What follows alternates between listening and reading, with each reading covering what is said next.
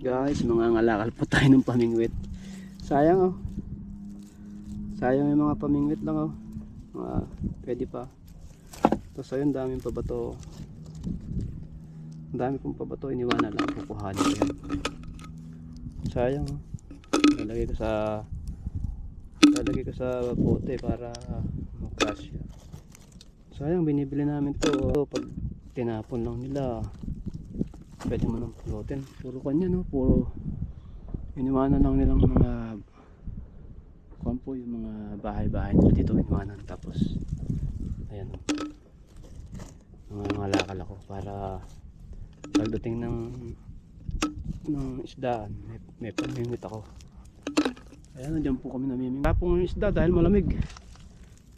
Ayan, kaya nangangalakal muna ako, naghahanap ako ng kalakal, mga panghuli ng ito, mahal to, 3KD isa na to, yung artificial na panghuli ng mga isda oh. Panghabol, ang bibigat pa oh. Mahal po yan pag binigit po sa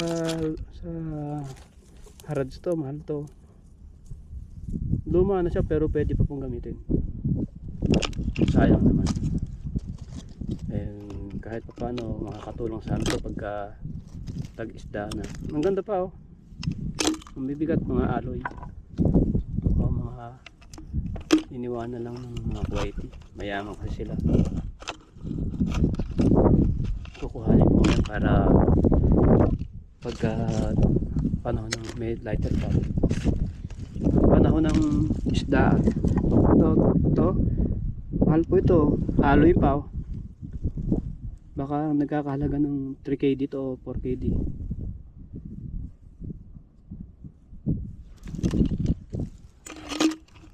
Pong isa na to, itong pamingwit na to, ito isa 1KD po, isa niyan 1KD 1KD 1KD 1KD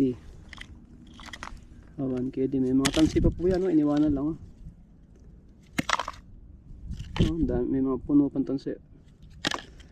Bali 5KD na po lahat yan pag bumili ka. Tapos ito po ang mahal, panghabol na to, mahal to.